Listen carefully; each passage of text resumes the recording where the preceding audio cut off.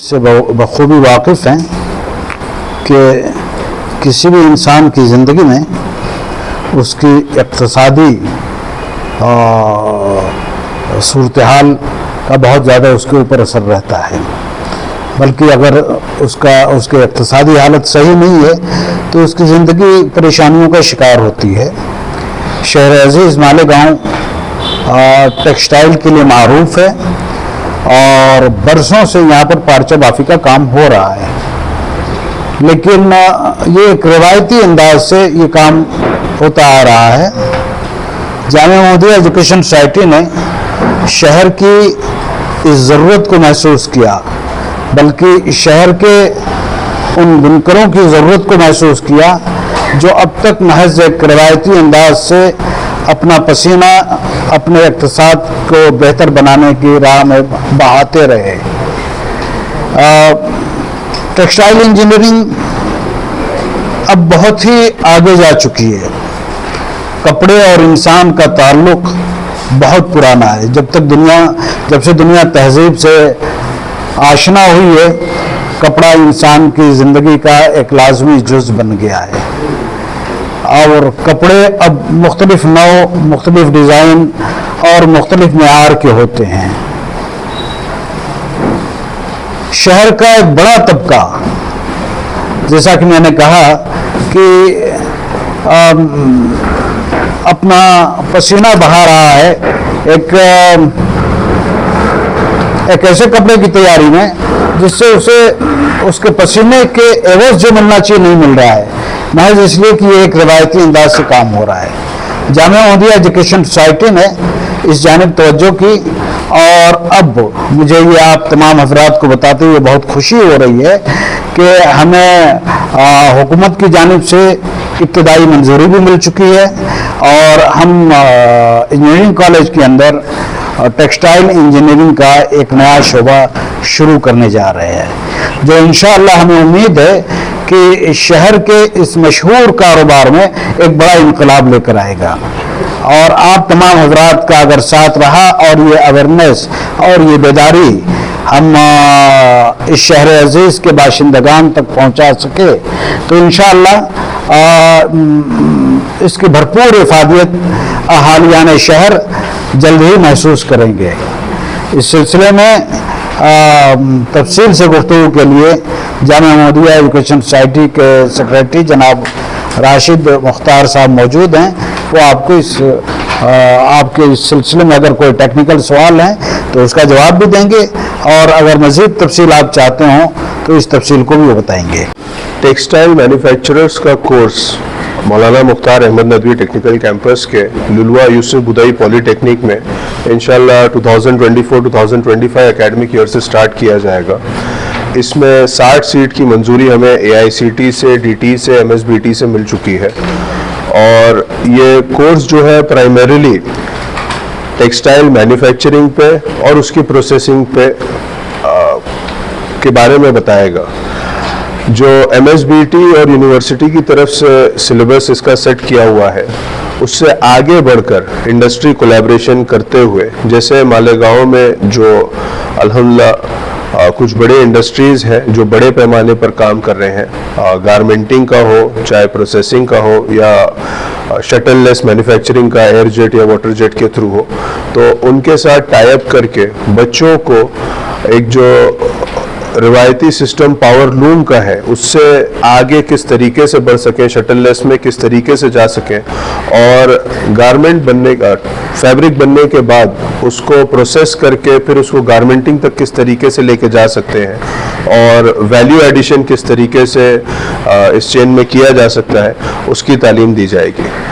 अल्हम्दुलिल्लाह एक processing cluster already Malegaon में मौजूद है और उस प्रोसेसिंग क्लस्टर के जो इंचार्ज हैं उनसे भी हमारी गुफ्तगू हुई है कि प्रोसेसिंग यूनिट में बाकायदा बच्चों को किस तरीके से रियल टाइम पोस्ट मैन्युफैक्चरिंग जो प्रोसेसिंग की जाती है और उसका एक्सपीरियंस मिले और इंशाअल्लाह कॉलेज में खुद शटललेस लूम्स एयरजेट के शक्ल में हम इंशाल्लाह इंस्टॉल करेंगे, जिससे कि बच्चे पावर लूम के आगे भी जो एयर जेट और वाटर जेट हो सकता है उस पर तजुर्बा हासिल कर सकें। इसके निसाब वगैरह किस तरीके से रहने वाली है? इसका निसाब Maharashtra state board of technical education जिनसे मंजूरी मिली है उनका एक डिफाइंड निसाब होता है। जैसे मैंने बताया कि उसमें पहले तो यान से रिलेटेड यान की टेस्टिंग, फिर यान टू फैब्रिक वो किस तरीके से कन्वर्ट होता है, हैंडलूम है, पावरलूम है, और अब शटललेस, एयरजेट, वाटर जेट आ गए। उसके बाद फिर आप जो फैब्रिक बनता है उसको क्या क्या प्रोसीजर से लेकर जाते हैं, और उसके बाद फिर आप गारमेंटिंग किस तरीके से करते हैं। तो ये ब्रॉडली पूरा कवर किया जाएगा सिलेबस में। ये एक प्री डिफाइंड एमएसबीटी से होता है। इससे आगे बढ़ के अल्हम्दुलिल्लाह हमने इंडस्ट्री से टाई अप किया हुआ है कि रियल टाइम आज जो इंडस्ट्री में प्रैक्टिस चल रही है, जैसे केजल फैब्रिक्स एक मालेगांव में मौजूद है, जो चरक दिन एक बहुत बड़ा ब्रांड है शर्टिंग के, रेडीमेड शूटिंग्स में चरक दिन के शर्ट्स मालेगांव में बनाते हैं। तो उनसे हमारा तारुफ हुआ, उनसे हमारी बात हुई, तो उन्होंने इस चीज़ को वेलकम किया। फिर इंडस्ट्री की तरफ से जो रिक्वायरमेंट थी कि यहाँ जब कपड़े मैन्युफैक्चर होते हैं तो उसको टेस्टिंग करने के लिए बहुत दूर भेजना पड़ता है, तो उससे रिलेटेड जो टेस्टिंग लैब्स हो सकती हैं इंशाल्लाह उसको हम सेटअप करेंगे। तो इंडस्ट्री रिलेटेड बच्चों को जो नॉलेज होनी चाहिए, जैसे जो और टेक्सटाइल हब्स हैं, आज आप भिवंडी देखिए, भिवंडी अच्छा खासा शटललेस की तरफ माइग्रेट कर चुका है। इचल करंजी अच्छा खासा शटललेस, इचल करंजी तो ऑलमोस्ट शटललेस पूरा हो चुका है। इसी तरीके से सूरत है, औरंगाबाद है, और जो दूसरी जगहों पर जहां टेक्सटाइल का काम चल रहा है, जिस तरीके से वो इंडस्ट्री के साथ एडवांस हुआ है, हम वही चाह रहे हैं कि इंशाल्लाह उस चीज़ को मालेगांव में भी रेप्लिकेट किया जाए। ये 3 साल का, 10वीं के बाद 3 साल का है। तो बच्चे ने अगर 10वीं दी है तो वो 10वीं की मार्कशीट के बेसिस पर इनका टेक्सटाइल डिप्लोमा में एडमिशन होगा। 3 साल की मुद्दत है और फीस इसकी 45,000 पर एनम है। स्कॉलरशिप वगैरह का कुछ सिस्टम है क्या? स्कॉलरशिप वगैरह एक मिनट जी, स्कॉलरशिप वगैरह जैसे इंजीनियरिंग वगैरह में रहता है? स्कॉलरशिप महाराष्ट्र गवर्नमेंट की माइनॉरिटी स्कॉलरशिप जो आती है, बच्चे उसके लिए एलिजिबल होंगे। डिग्री के लिए वो अप टू 50,000 है, depending upon the student merit. Diploma के लिए अप टू 40,000 है। तो बच्चे अगर एलिजिबल हो जाए तो 45,000 की फ़ी है, उसमें 40,000 ही आपको गवर्नमेंट से माइनॉरिटी स्कॉलरशिप मिल जाती है। इसके अलावा और जो गवर्नमेंट की ओबीसी, एससी, एसटी, एनटी के लिए जो स्कीम्स है, ये सारी इसके लिए एप्लीकेबल है। जी साहब, मतलब लिमिट कितनी रहेगी? 45% या 50%? अब ये मेरिट लिस्ट पर है। जैसे इसमें 60 सीट है, तो जो बच्चे अप्लाई कर रहे हैं उसमें टॉप 60 जो आ गए, ये बाकायदा गवर्नमेंट के जरिए एडमिशन प्रोसीजर होता है, ऑनलाइन रहता है। तो बच्चों को गवर्नमेंट के पोर्टल पे जाकर खुद को रजिस्टर करना है, उनकी मार्कशीट वेरीफाई करनी है और फिर अप्लाई करना है। उसके बेसिस पर फिर गवर्नमेंट मेरिट लिस्ट बना के सीट एलोकेट करती है। जी हाँ, ये यहाँ पे पहला कॉलेज है, यहाँ पे पहला कॉलेज है। यहाँ पे नासिक में नासिक में पहला कॉलेज है। जी जी। करीब तक कॉलेज कौन है? इसके पहले मतलब यहाँ सासमीरा मुंबई में जो है, इचल करंजी में है, ये 2 मारूफ कॉलेजेस थे। इस साल हमने अप्लाई किया है और NMIMS ने शीरपुर में इन्होंने अप्लाई किया। ये साल गवर्नमेंट ने थोड़ा सा ये कोर्स के लिए प्रमोशन किया है, तो हमने शहर की ज़रूरत को महसूस करते हुए जैसे हमें पहला मौका मिला हमने इसे अप्लाई कर दिया।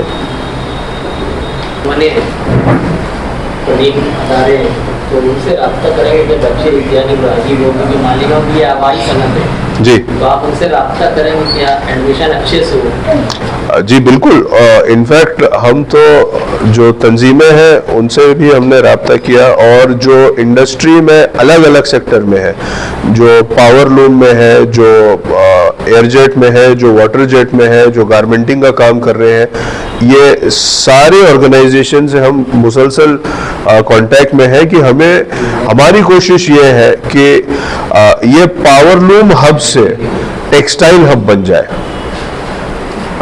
अभी माशाल्लाह पावर लूम में मालेगांव का बहुत नाम है, लेकिन हम चाहते हैं कि ये न सिर्फ पावर लूम होते हुए ये टेक्सटाइल का हब बने।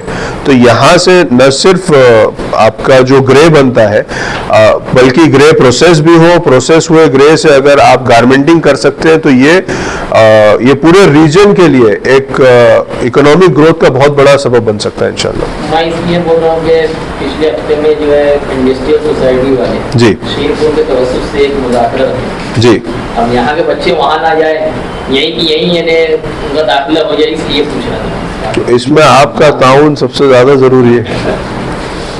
कब से शुरू हो रहा है एडमिशन? IIT का एडमिशन प्रोसीजर स्टार्ट हो गया है और बच्चे जिन्होंने अभी 10th पास किया उनके पास मार्कशीट है, डॉक्यूमेंट्स है, वो गवर्नमेंट वेबसाइट पर विजिट करके खुद को रजिस्टर कर सकते हैं या हमारे अदारे में आ जाए। वहाँ से पूरा एडमिशन सेल डेडिकेट किया गया है जो बच्चों के एडमिशन में सहायता करेगा इंशाल्लाह। ये जो फीस के ताल्लुक से जो बता रहे हैं, ये वन टाइम एक मतलब हमें भरना रहेगा या उसके अंदर में कुछ ऐसा वो है कि भाई स्कॉलरशिप पे? मैं अल्हम्दुलिल्लाह जब से कॉलेज कायम है तब से हमारी कोशिश ये रहती है कि बच्चों को आसानी हो, उस तरीके से हम हमारा फीस स्ट्रक्चर डिज़ाइन करते हैं। हालांकि बाज़ कॉलेजेस और गवर्नमेंट भी यही तमहीद करती है कि आप बिफोर ग्रांटिंग एडमिशन पूरी फ़ीस ले लें, लेकिन चूंकि हमारा फोकस एजुकेशन पे है और एजुकेशन कॉमर्स पर नहीं है तो हम लोगों की ज़रूरत को समझते हुए उसको ब्रेक करके आसानी के हिसाब से देते हैं। डिफरेंट क्या होता है, जैसे अगर कोई माइनॉरिटी में अगर उसको देते तो कितना आएगा और कोई अगर ओबीसी में इंडियन में कितना आएगा? फीस सबकी सेम होती है। स्कॉलरशिप जो गवर्नमेंट देती है वो गवर्नमेंट की अलग अलग स्कीम है, उसमें हमारा कोई रोल नहीं है।